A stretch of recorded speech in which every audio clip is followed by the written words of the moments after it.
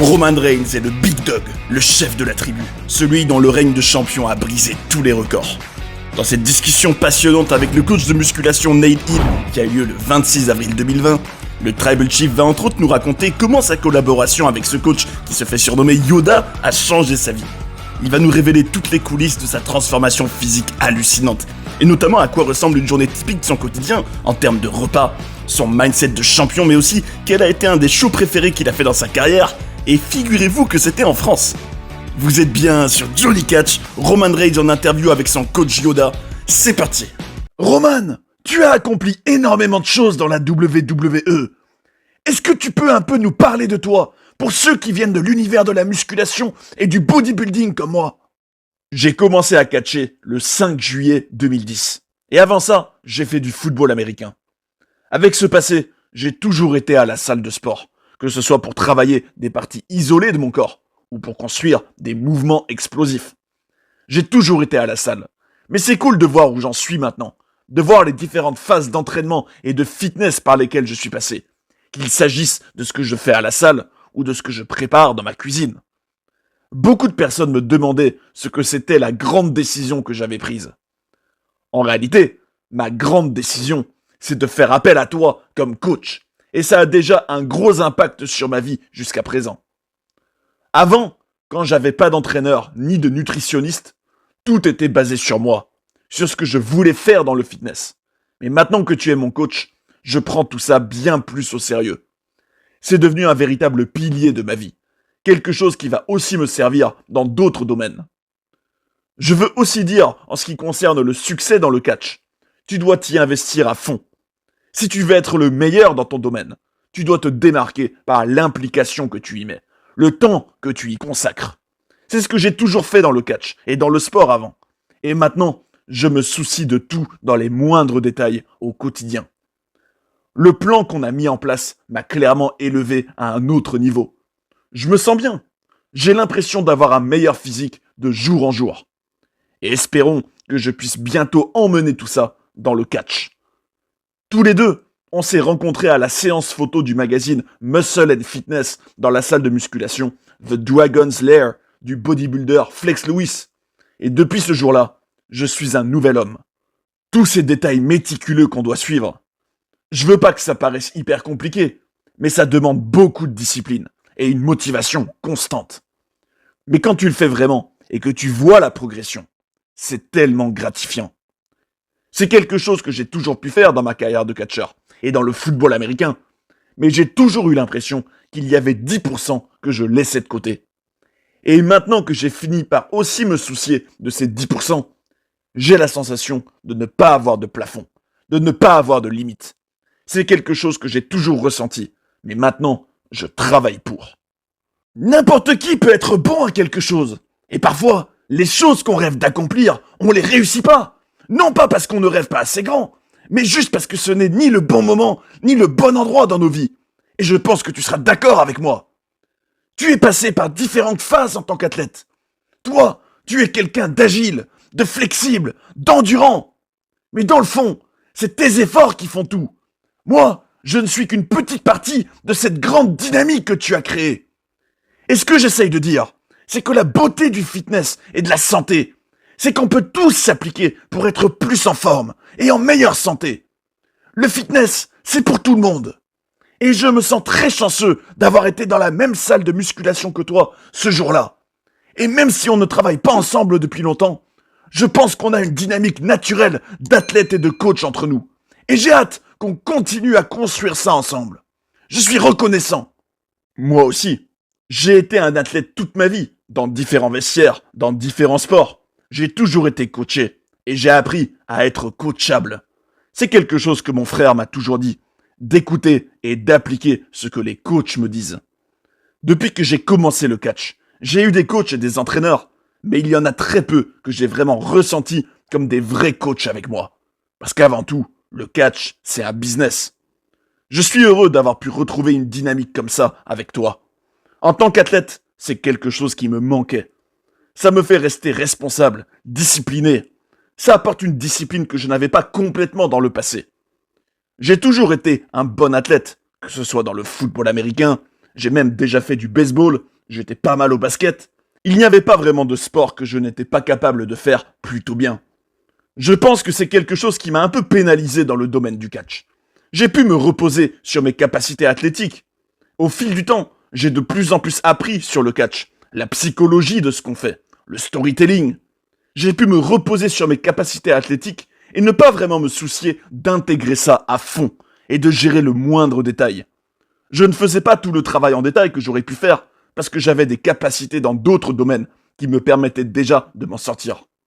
Et puis, comme je mettais un gilet militaire quand j'allais catcher à l'époque, ça me donnait une excuse pour ne pas me donner à fond sur mon physique.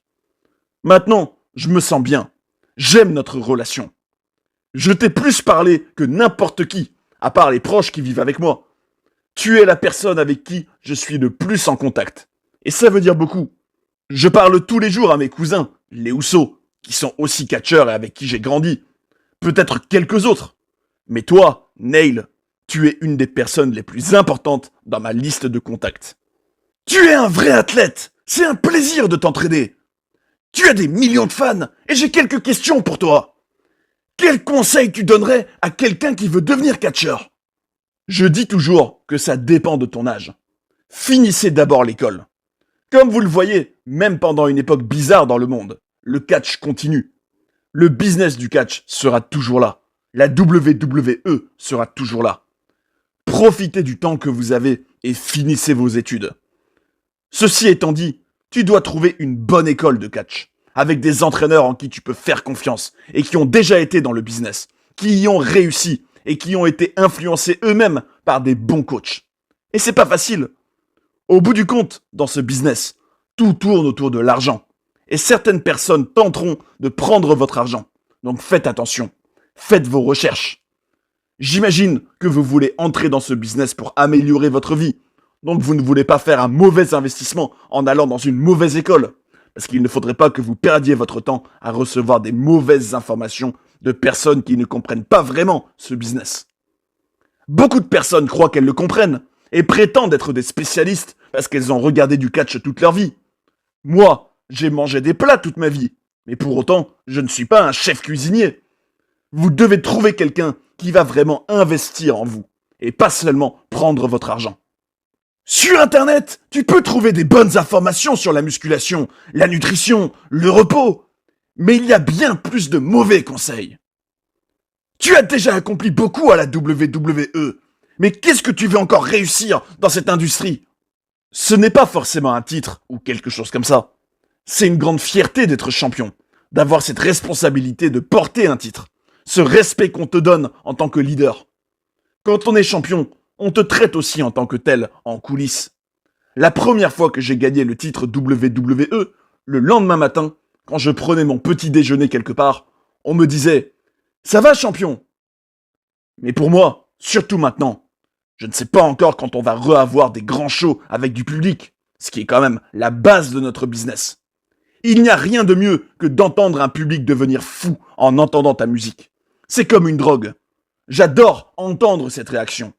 Il y a cette sorte de réponse simultanée dans le catch qui est incroyable. Je sais pas si tu as déjà été à un show de catch, Neil, mais si tu y as jamais été, tu viendras, coach. Je ne demande jamais rien à mes athlètes, mais j'aimerais clairement venir voir un show de la WWE et voir tous ces athlètes incroyables que vous êtes. C'était qui le catcheur qui t'a le plus inspiré en grandissant? Et pourquoi? Je viens d'une famille de catcheurs, donc mon père, mon oncle, mes cousins ont tous été inspirants et motivants pour moi.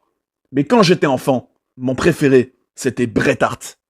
C'était pas un personnage bling-bling, c'était un personnage de bourreau de travail, quelqu'un qui rigolait pas. On a eu beaucoup de personnages charismatiques, mais Bret Hart était tellement bon dans le catch.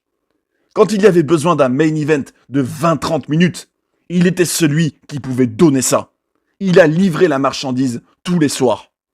C'est quelque chose dont je suis fier moi aussi. Le fait d'être capable d'aller dans le ring et de donner ces 30 minutes, vendredi, samedi, dimanche, lundi et mardi si besoin. J'ai fait la semaine de 5 jours pendant longtemps et je peux la refaire s'il faut. Il y a quelque chose de très valorisant dans le fait d'avoir un performeur sur lequel tu peux compter, qui va te donner ces 30 minutes, voire 45, ce que j'ai déjà fait à Monday Night Raw sans problème. Ça demande beaucoup de temps et de travail pour arriver à ce niveau-là. Ça demande d'apprendre tellement de nuances et de facettes. Et Bret Hart y était excellent. Il était en plus à une époque où il y avait beaucoup d'autres talents dans le roster. Je ne veux rien enlever à notre roster actuel de talents, dans lequel on a des performeurs exceptionnels. Mais à l'époque de Bret Hart, ils étaient plus vieux, des vétérans. Et en général, c'est au moment où on a mon âge, au milieu de la trentaine, qu'on est dans son prime dans le catch. Et Bret était un performeur fiable qui était au top tous les soirs selon moi. Et je l'adorais. Quand je suis entré dans ce business, j'ai su que je voulais aussi être un catcheur fiable comme lui. À quoi ressemble une journée typique pour toi en termes de fitness? Et quels sont tes objectifs de musculation dans les 5 prochaines années? Comme j'ai des enfants, j'ai de longues journées et je dors très peu. Une fois que je me réveille, je vais tout de suite me faire un jus. Un jus de céleri. Enfin, tu le sais, vu que c'est toi qui as écrit tout le plan. C'est important d'avoir tous ces nutriments pour aider ta digestion. Il y a aussi un peu de gingembre dans le jus, un quart de pomme. Une fois que je l'ai bu, il y a plusieurs phases où je prends des compléments alimentaires, ce qui a vraiment été une clé. Dans ma vie, j'ai toujours pris des compléments alimentaires, aussi bien pour la récupération que pour m'aider à progresser. Mais je ne pense pas que je l'ai déjà fait correctement avant. Et t'avoir comme coach m'a vraiment aidé sur le timing et le contenu de ces compléments. Ça m'a beaucoup aidé. Maintenant, je vais aussi courir sur le tapis en étant à jeun tous les matins, pendant 30 minutes, après avoir pris mon jus. Et à partir de là, on arrive sur les repas. Et c'est une longue journée où je dois beaucoup manger. Pour certains, c'est facile. Pour d'autres, c'est difficile. Je prends 6 repas par jour, avec aussi une boisson spéciale avant et après l'entraînement, qu'on ne compte pas comme des repas. Je mange environ toutes les 2h30, 3h dans une journée. Voilà la base de ma journée. C'est pas nécessairement une question de quantité, mais surtout de timing. Faire attention aux intervalles entre mes repas. Ça me permet de garder mon métabolisme actif. Je le sens.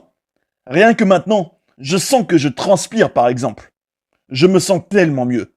Comme j'ai dit avant, je dors pas beaucoup, puisqu'on vient d'avoir 2 jumeaux récemment, en mars. Heureusement que ma belle-mère vient nous aider, mais on essaye de passer le plus de temps possible ensemble. C'est pas facile. Comme on dit, tu as besoin d'un village autour de toi pour élever 5 enfants, dont 2 paires de jumeaux. J'ai beaucoup de chance de pouvoir m'occuper de ma famille en ayant aussi de l'aide et de poursuivre en parallèle mes objectifs de musculation et de les emmener au niveau supérieur. C'est pas que moi, c'est aussi ma femme, ma belle-mère, ma belle-sœur. Toute notre famille s'est réunie autour de nous et nous a soutenus. Ils font partie de cette aventure. Et ça rend l'histoire encore plus belle quand on réussit, parce que c'est un travail d'équipe. En ce qui concerne mes objectifs, je veux avoir l'air intimidant. Je veux avoir l'air de pouvoir sauver le monde. Je veux avoir des abdos. Je me rappelle que le jour où on s'est rencontrés, je pense que tu étais au courant de cette transformation physique que j'essayais de mettre en place. Et tu m'as dit, gamin, avec moi, on vise pas la 2e place. J'étais fan. Je me disais que c'était parfait parce qu'on avait la même mentalité. Tous les jours, je veux pas seulement arriver en haut de la montagne, je veux détruire toute la montagne. J'ai encore 15 années devant moi où je vais être dans mon prime physiquement dans ma vie, où je vais être capable d'encore progresser et de travailler dur. Je veux maximiser mon potentiel génétique et voir jusqu'où je peux aller. Quand j'aurai 50 ans, je veux pouvoir me dire que j'ai tout déchiré, tous les jours, que j'ai fait tous mes entraînements à fond et que j'en ai manqué aucun, que j'ai pris tous mes repas. Me dire que j'ai fait tout ce qui était en mon contrôle pour maximiser les opportunités que j'ai eues. Maintenant que tu as mis tout ça en place, c'est devenu une habitude pour toi, comme une seconde nature. Pour changer mentalement et physiquement, il faut faire des changements dans sa vie. On a la même vision. Je veux te voir atteindre tes objectifs. Aucune somme d'argent ne peut permettre d'atteindre son objectif de musculation. C'est uniquement une question d'effort constant. C'est ce que j'aime dans ce domaine. Dans ce monde où on peut tout acheter, voilà quelque chose qui ne s'achète pas. Ça se mesure uniquement au temps et aux efforts que tu y as dédiés. Dans ce domaine, c'est la transpiration, la monnaie. Il n'y a pas de raccourci possible. C'est quelque chose qui est tellement à l'ancienne et animal. Tu dois aller provoquer ces changements toi-même, sinon ils n'arriveront pas. Et j'adore ça. Qu'est-ce qui te stimule en tant qu'athlète ? Quand je faisais du football américain, c'était l'idée de dominer mon adversaire direct. J'étais dans la ligne défensive et j'avais toujours un ou deux gars face à moi. Ça devenait comme un combat. C'est quelque chose de spécial d'affronter le même gars tout le long du match et de le battre sans arrêt. Il fallait établir ta domination. Et tu pouvais voir dans leur regard qu'ils finissaient par être résignés, qu'ils savaient que j'allais jamais les laisser tranquilles. Cette idée d'être dominant et aussi de gagner, c'était une motivation importante. Aujourd'hui, dans le catch, ce qui me stimule, c'est les réactions.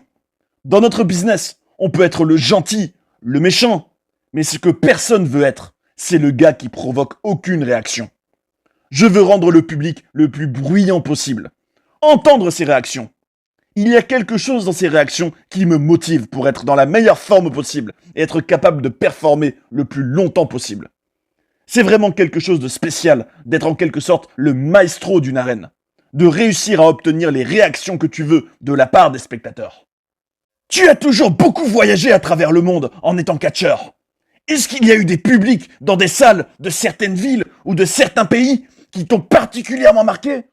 C'est difficile, parce qu'il y a régulièrement eu des shows où les spectateurs étaient bouillants. Et de toute façon, on a vraiment un produit de divertissement global que les gens aiment. Dans chaque continent où j'ai été, il y a eu des villes incroyables. Au Royaume-Uni, ils adorent le catch. Rien qu'à WrestleMania, un quart, voire une moitié du public vient toujours du Royaume-Uni. On fait toujours plus ou moins 4 tournées d'environ une semaine là-bas, chaque année. J'ai été partout en Angleterre. Mais pour être honnête, il y a eu tellement d'endroits super. L'Espagne a toujours été très bruyante. Un de mes shows préférés de tous les temps, c'était un petit house show à Lille, en France. Et le public était cinglé. C'était en 2017, après que mon frère soit décédé. Et c'était un de mes premiers voyages où j'étais de retour sur la route. J'étais encore très triste. Et ce jour-là, j'étais dans un match par équipe à 6. Il y avait des chants « This is awesome » avant même qu'on commence notre match. L'atmosphère était électrique. Le Japon était super. Tokyo. Mexico a été fou aussi des fois. Santiago au Chili aussi, où on avait fait 2 soirs d'affilée. Et c'était une des réactions les plus fortes que j'ai jamais entendues. C'était incroyable. Aussi aux États-Unis, dans le nord-est, de Boston à Baltimore. C'est des publics qui préfèrent les îles là-bas et qui aiment faire la misère aux faces. Au Texas, c'était tout l'opposé. C'était des réactions très pures où ils encouragent les gentils et huent les méchants. Un des endroits les plus calmes, c'était quand on était allé en Chine la première fois. Mais c'est parce que c'était encore nouveau pour eux. Par contre, c'était cool et gratifiant de voir, quand on y est retourné, qu'ils étaient de plus en plus dedans, qu'ils comprenaient mieux le show. On a beaucoup de chance dans cette industrie. On a des fans très passionnés. C'est des fans qui peuvent s'en prendre à nous, les catcheurs. Mais si quelqu'un d'extérieur au catch me critique, les fans de catch qui me détestent vont tout de suite me défendre. C'est une grande famille. Combien d'années tu aimerais encore rester dans le catch ? J'aimerais maximiser ma carrière de catcheur.